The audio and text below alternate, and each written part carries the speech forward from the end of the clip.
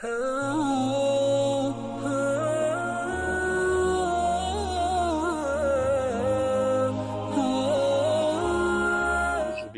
من الشیطان الرجیم بسم اللہ الرحمن الرحیم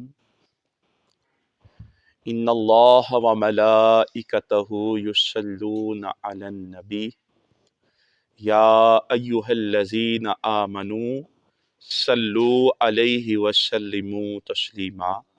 کہ پڑھیے الصلاۃ والسلام علیک یا سیدی یا رسول اللہ وعلی آلک وصحابک یا سیدی یا حبیب اللہ۔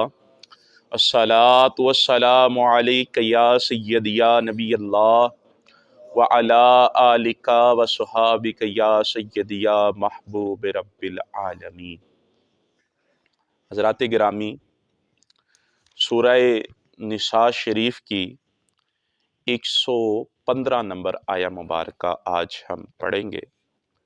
اس آیہ مبارکہ میں اللہ رب العزت نے رسول اللہ صلی اللہ تعالی علیہ وآلہ وسلم کی جو لوگ مخالفت کرتے ہیں اور مسلمانوں کی راہ سے، یعنی مسلمان جس رستے پر جا رہے ہیں صراط مستقیم پر، اس رستے سے جو لوگ روگردانی کرتے ہیں ان کے بارے میں وعید ارشاد فرمائی اس آیہ مبارکہ میں۔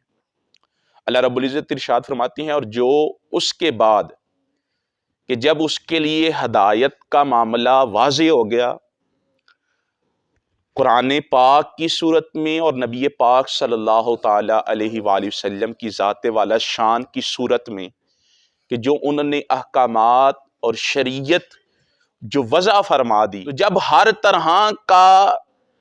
طرح کی ہدایت جو ہے وہ واضح ہو گئی، تو اب کوئی اگر اس رستے کو چھوڑ کر جاتا ہے، اس رستے سے روگردانی کرتا ہے، اس رستے کو چھوڑ کر جاتا ہے، تو آیہ مبارکہ اس بات پر واضح دلیل ہے۔ اللہ کہتا ہے میرا اس سے کوئی واسطہ نہیں ہے، میرا اس سے کوئی واسطہ نہیں ہے۔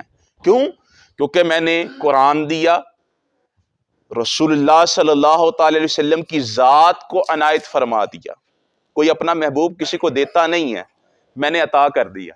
میں نے اپنا محبوب دیکھ کر تمہیں کہا کہ میری طرف آ جاؤ، اگر پھر بھی کوئی پھر جاتا ہے تو پھر اس کا میرا کوئی ذمہ نہیں ہے۔ اب وہ کیا ہوگا؟ وہ جہنم میں جائے گا۔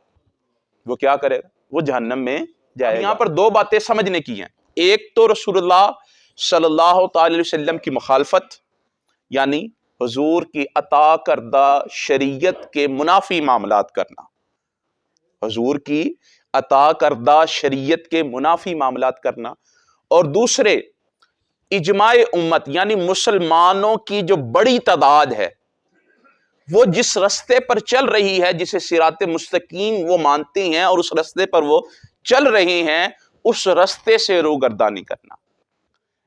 ان دونوں چیزوں کے بارے میں اللہ رب العزت نے ارشاد فرمایا کہ جو لوگ ان دونوں چیزوں سے ہٹ کر چلیں گے ان کا اور میرا کوئی تعلق نہیں۔ تو پتہ چلا اصل میں یہ بات، اس کا شان نزول کچھ اس طرح سے ہے کہ مطعم بن ابراق، جو پیچھے وہ چوری کرنے والا جو منافق، اس کی بات جو پیچھے سارے آیات میں جو چل رہی تھی کہ اس نے جناب چوری کی، اور چوری کرنے کے بعد الزام جو ہے وہ یہودی پر ڈال دیا، اور جب لوگوں کو پتہ چلا اس کے قبیلے والوں کو، تو انہوں نے چاہا کہ یار اس کی ذرا ہم حمایت کریں، تو اللہ رب العزت نے وہاں پر ارشاد فرمایا کہ خائنین کی حمایت نہیں کرنی ہے۔ جو دین اسلام کے مخالف ہوں گے، جو دین اسلام کی حدوں کو کراس کرنے والے ہوں گے، ان کی حمایت نہیں کرنی۔ تو اب کیا ہوا کہ جب اس کو پتا چلا نا کہ اب میرے چوری ثابت ہو گئی ہے اور اب میرے تو ہاتھ کاٹے جائیں گے، حد لگے گی، ہاتھ کاٹے جائیں گے، تو وہ کیا ہوا؟ مدینے سے بھاگ گیا۔ مدینے سے بھاگنے کے بعد وہ مکے چلا گیا۔ مکے جا کر اس نے جس گھر میں پناہ لی نا، اسی گھر میں چوری کرنے کا ارادہ کر لیا، جس گھر میں پناہ لی۔ اب وہ جب رات کو چوری کر رہا تھا تو ایسا ہوا کہ اس نے نا دیوار میں سوراخ کرنے کی کوشش کی، تو ایک پتھر اس کے اوپر آ گرا، تو وہ اسی کے اندر ساری رات اسی کے اندر تکلیف میں گزر گئی۔ تو صبح ہوئی تو مالک نے پکڑ لیا اور کہا کہ لئی میں اس کو اب قتل کروں۔ وہاں صرف ہاتھ کٹنا تھا، یہاں پہ قتل کا معاملہ آ گیا۔ وہاں صرف ہاتھ کٹنا تھا۔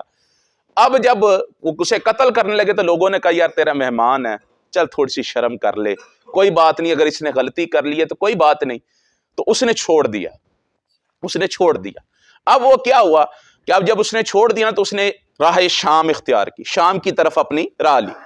تو وہ تاجروں کا ایک بڑا گروہ جو ہے نا وہ شام کی طرف جا رہا تھا، تو اس نے نا ان کے ساتھ مل کر جانے لگا، تو رات کے پہر پھر ان تاجروں کے ہاں چوری کرنے کا ارادہ کیا۔ وہ اونٹ کے اوپر جو سماد باندھا ہوا تھا نا، جب وہ اس کو اتارنے لگا تو ایک تاجر کی آنکھ کھل گئی اور اس نے اسے پکڑ لیا۔ تو فرمایا کہ اس وقت اس مقام پر رستے کے اندر ان تاجروں نے اسے اتنا مارا، اتنا مارا، اتنا مارا کہ وہیں مر گیا۔ یعنی کہ انسان جو ہے وہ ایک چیز سے بچنے کے لیے دوسری طرف گیا تو اس کی ہلاکت کا سبب بن گیا۔ تو پتا چلا جو رسول اللہ صلی اللہ تعالی علیہ وسلم کی شریعت کی مخالفت کرتا ہے اس کے لیے سوائے ہلاکت کیا ہی کچھ نہیں۔ جو مسلمانوں کا طرز زندگی ہے، جس پر مسلمانوں نے اپنی زندگیوں کا معیار قائم کیا ہوا ہے، اگر ہم اس روش کو چھوڑ کر کسی اور طرف نکلیں گے تو یاد رکھو پھر ہمارا کوئی ٹھکانہ نہیں ہے۔ اسی لیے آج ہمارے لیے یہی بات ذہن میں بٹھانے کی ضرورت ہے کہ آج جو سب سے بڑی جماعت ہے مسلمانوں کی وہ جماعت اہل سنت ہے، اہل سنت و جماعت ہے۔ اس سے ہٹ کر اگر کوئی جائے گا تو اس کا رب کا ساتھ کوئی تعلق نہیں۔ یہ بات ذہن میں ڈالا ہے۔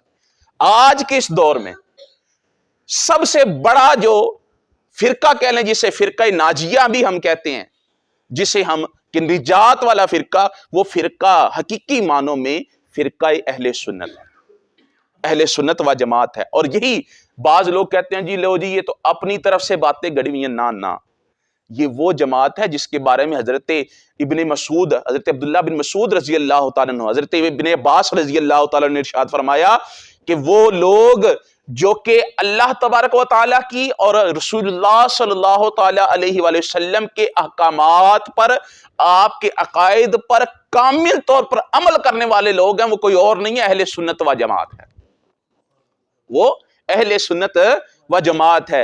تو پتا چلا اس آیا کی روح سے ہمیں اس بات کی وضاحت بھی ہو گئی، جو لوگ گروہ در گروہ مسلمانوں کے خلاف چلتے ہیں، جو بڑی جماعت کے خلاف لوگ چلتے ہیں، ان کا رب کے ساتھ کوئی تعلق نہیں ہے۔ تو لہٰذا ہمیں ان چیزوں کو سمجھتے ہوئے اس بات کی طرف دھیان دینا چاہیے کہ رسول اللہ صلی اللہ تعالی وسلم کی مخالفت اختیار کرنے سے اور اجماع امت، جس پر پوری امت کا اجماع آ جائے، اس سے روح گردانی کرنے سے ہمارا کام نہیں چلے گا، کسی بھی صورت ہمارا کام نہیں چلے گا۔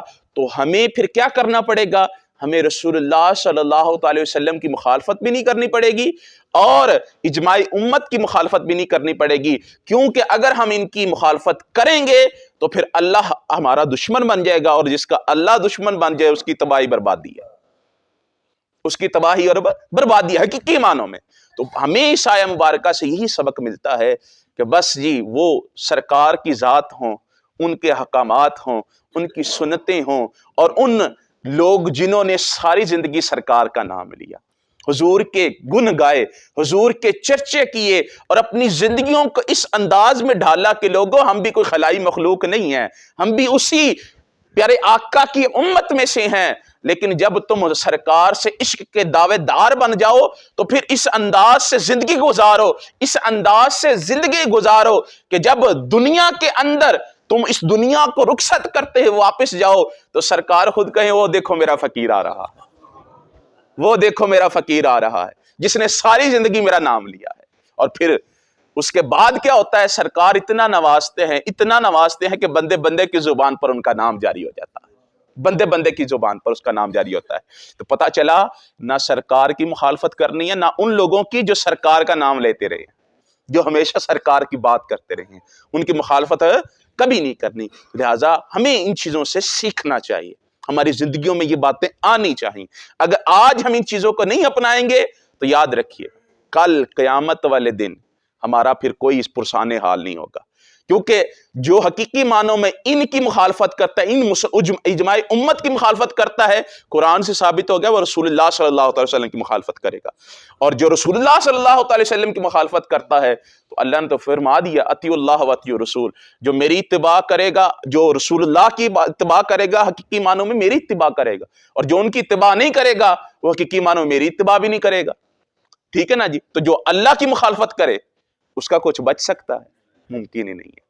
تو لہٰذا ہمیں چاہیے کہ ہم اس پر عمل کریں۔ اللہ رب العزت ہمیں ان چیزوں سے بچنے کی اور پھر رسول اللہ صلی اللہ علیہ وسلم کی عطا کردہ احکامات پر عمل پیرا ہونے کی، اور اجماع امت جو ہمیں انہوں نے طریقہ اور رستہ عطا فرمایا ہے اس پر چلنے کی توفیق عطا فرمائے۔